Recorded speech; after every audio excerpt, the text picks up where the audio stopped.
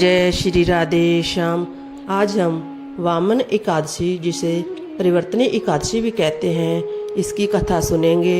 युधिष्ठिर कहने लगे, हे भगवान, भाद्रपद शुक्ला एकादशी का क्या नाम है? इसकी विधि और महत्व क्या है? कृपा करके आप विस्तार पूर्वक कहिए। तब श्री कृष्ण कहने लगे कि हे राजन, इस पुण्य, स्वर्ग और मोक्ष को देने वाले तथा सब पापों का नाश करने के लिए इससे बढ़कर और कोई उपाय नहीं है। जो मनुष्य इस एकादशी के दिन मेरी वामन रूप की पूजा करता है, उससे तीनों लोग पूज्य होते हैं। अतः मोक्ष की इच्छा रखने वाले मनुष्य इस व्रत को अवश्य करें। जो कमल नयन भगवान का कमल से पूजन करते हैं, वह अवश्य भगवान के समीप जाते हैं। जिसने भाद्रपद शुक्ला एकादशी का व्रत और पूजन किया, उसने ब्रह्मा विष्णु सहित तीनों लोकों का पूजन किया।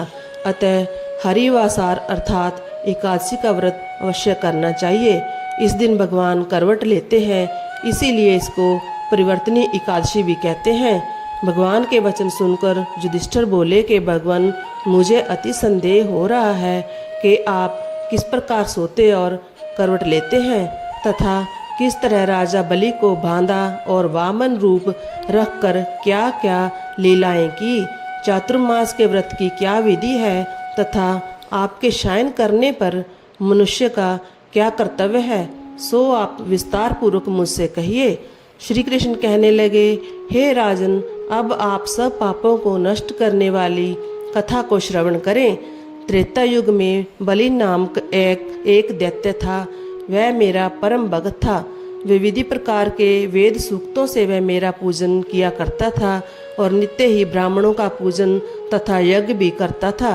परंतु इंद्र से द्वेष के कारण उसने इंद्रलोक तथा सभी देवताओं के लोकों को जीत लिया।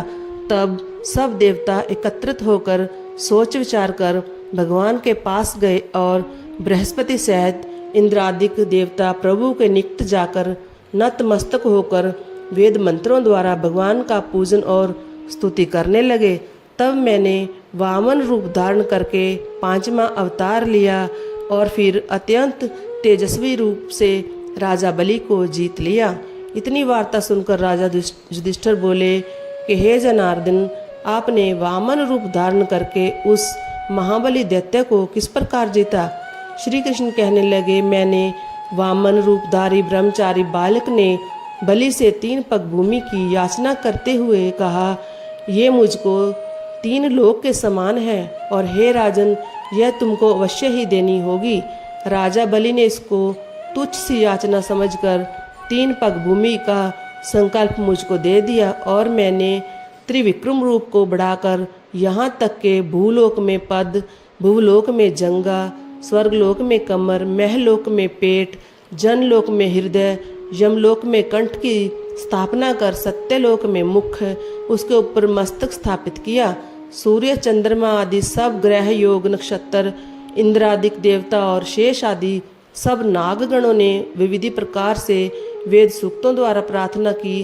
तब मैंने राजा बलि को हाथ पकड़कर कहा कि राजन, एक पग में पृथ्वी, दूसरे से स्वर्गलोक पूर्ण हो गया। अब तीसरा पग कहाँ पर रखूं? तब बलि ने अपना सिर झुका लिया और मैंने अपना पैर उसके मस्तक पर रख दिया, जिससे मेरा यह भक्त पाताल को चला गया। फिर उसकी विनती और नम्रता को देखकर मैंने कहा कि हे बलि, मैं सदैव तुम्हारे निकट ही रहूँगा। विरोचन के पुत्र बलि के कहने पर वहाँ पर भाद्रपद शुक्ला परिवर्तनी एकादशी के दिन बलि के आश्रम पर मेरी मूर्ति स्थापित हुई और दूसरी क्षीर सागर में शेषनाग के पृष्ठ पर हुई। हे राजन, इस एकादशी को भगवान शयन करते हुए करवट लेते हैं, इसलिए तीनों लोकों के स्वामी भगवान विष्णु का उस दिन पूजन करना चाहिए। तांबा, चांदी, चावल और दही का दान करना उचित है। रात्रि को जागरण अवश्य करना चाहिए। जो विधि पूर्वक इस एकादशी का व्रत करते हैं, वे सब पापों से मुक्त होकर स्वर्ग में जाकर चंद्रमा के समान प्रकाशित होते हैं और यश पाते हैं। जो मनुष्य इस पापनाशक कथा को पढ़ते या सुनते हैं, उनको 1000 अश्वमेध यज्ञ का फल प्राप्त होता है। इस प्रकार एकादशी महत्व का 20वां अध्याय समाप्त हुआ। जय जय श्री राधे श्याम। बोलो एकादशी मैया की जय।